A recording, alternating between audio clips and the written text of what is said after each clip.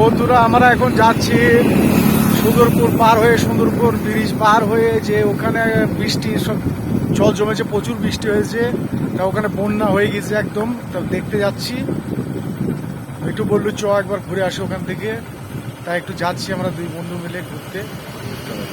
একটু দেরি হয়ে গেল।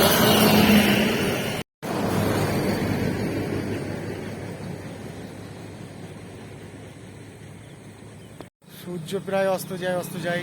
তা আমাদেরকে ওখানে পৌঁছে দেখছে, দেখেন সুন্দরপুরের রাস্তা। তা আপনাদেরকে ওখানে পৌঁছিয়ে দেখাচ্ছি। তো এখানে রাস্তার মধ্যে নিশ্চয় কোনো ঝামেলা হচ্ছে, একটা লরিওয়ালাকে দাঁড় করিয়ে কিছু ছেলে ঝামেলা করছে এখানে।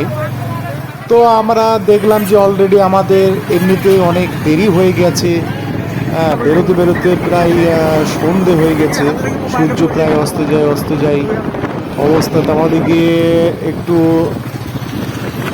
তাড়াতাড়ি যদি ওখানে না পৌঁছোই তাহলে আপনাদেরকে ওখানকার দৃশ্যগুলো দেখাতে পারবো না।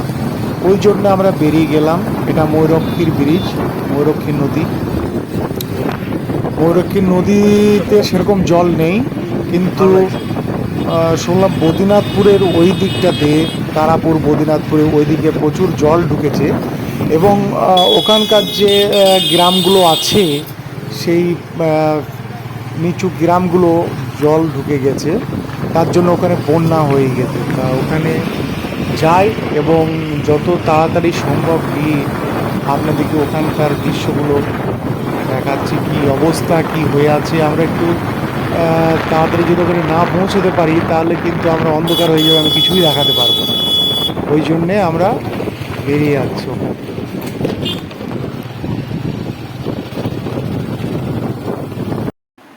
আমরা এখন গন্তব্যস্থলে পৌঁছে গেলাম। ওই দেখুন জলে সব একদম ডুবে গেছে। এই বাড়িটা দেখুন ডুবে গেছে। পাশে একটা ডোঙা দেখলেন, ডোঙায় করে একজন বসেছিল। তো অপরূপ সুন্দর একটা দৃশ্য। এই যে রাস্তার দুই পাশেই কিন্তু জলে একদম পুরো একদম জলই জল। এখান থেকে দেখুন যত দূর আপনার দেখতে পাচ্ছি ওই গ্রামগুলো সব কিন্তু জলে ডুবে গেছে, এবং পুরোটাই ওদিকটাতে পুরোটাই জল, শুধু জলই জল ওদিকটায়। তো আমরা যে রাস্তাটায় দাঁড়িয়ে আছি ওই রাস্তাটাও কিন্তু জল উঠে গিয়েছিল, এখন একটু কমেছে।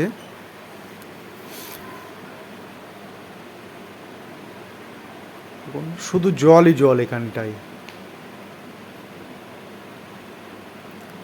জলে চারিদিক শুধু জলে ভর্তি। ওই যে দেখছেন না, যতদূর আপনার মানে দেখতে পাবেন, দেখুন ওই সাইডটা যতদূর দেখতে পাবেন শুধু জলে ভর্তি। ওই গ্রামগুলো, ওই আশেপাশের গ্রামগুলো, ওই দিকটা খাল অবশ্য, তবুও কিন্তু সব জলে একদম জলে ডুবে গেছে। টানা যে বৃষ্টি হয়েছে 3 দিন, তারপরে তো এটা তো হওয়া স্বাভাবিক।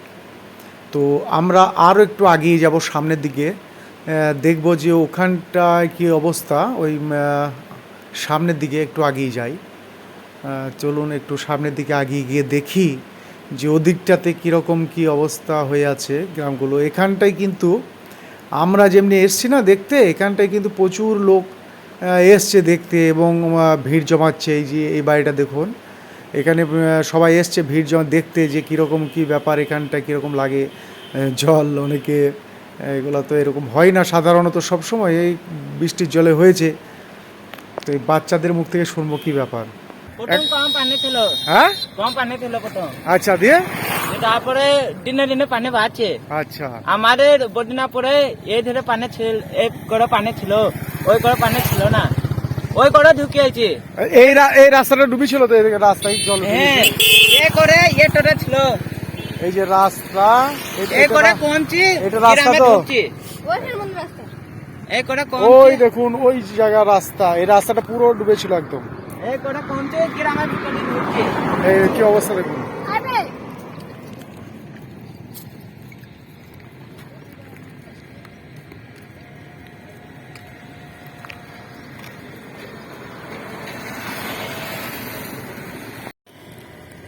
বন্ধুরা, কি সুন্দর মনোরম একটা দৃশ্য দেখুন, কত সুন্দর।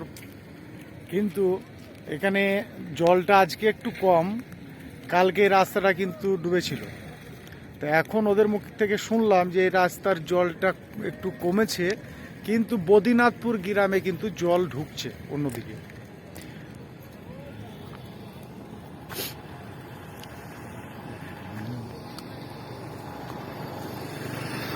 এখন খুব সুন্দর দৃশ্য, আকাশের একটা সুন্দর, এত সুন্দর মানে কি বলবো আপনাদেরকে, বলে বোঝাইতে পারছি না, মানে অসম্ভব সুন্দর লাগছে। আপনাদেরকে যতটা পারছি আমি দেখাচ্ছি সিনটা।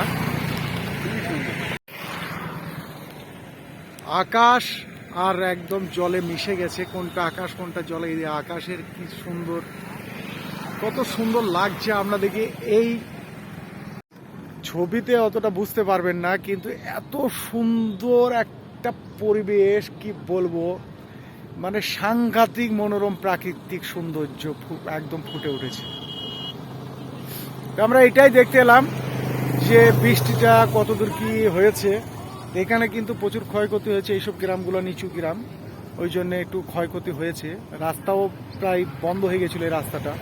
আমরা বাহাদুরপুরে ওখানে ব্যারিকেড দেওয়া ছিল, কারণ গাড়ি ফাড়ি এদিকে ঠিকঠাক আসতে দিচ্ছিল না, জলটা কমেছে বলে আজকে একটু আসতে দিচ্ছে। খুব সুন্দর একটা মনোরম দৃশ্য এখানে।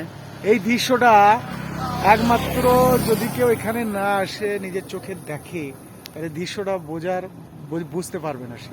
এখন এই সূর্যটা অস্ত গেল, তার মানে লালোভা মানে একটা আকাশের পরিবেশ, এই পরিবেশটা সত্যি খুব সুন্দর।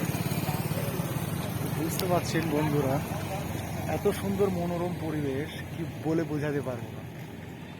তা মিঠু সত্যি ও ফোন করেছিল, না আমি তো আসতে পারতাম না। আমি তো বললাম সবুজকে ফোন করে যাই, একটু দেখে আসি, আর আজকে না এলে হয়তো কালকে এতটা থাকবে না, মিস হয়ে যাব। তো একটু আমি রেকর্ডিংটা বন্ধ করে একটু দৃশ্যটাকে উপভোগ করি, আপনাদেরকে আবার দেখাচ্ছি আমি। তো সত্যি বলতে কি, আজকে সত্যি খুবই ভালো লাগছে, খুবই মানে দারুণ মনের বহিঃপ্রকাশ ঘটছে। তার কারণ আমরা সাধারণত সব সময় কাজে ব্যস্ত থাকি, অথবা আমরা কিন্তু ভিড় ভাড় গ্যাঞ্জাম জায়গাতেই বেশি থাকি। তবে আজকের সেই পরিবেশের তুলনায় আজকের পরিবেশটা সম্পূর্ণ আলাদা।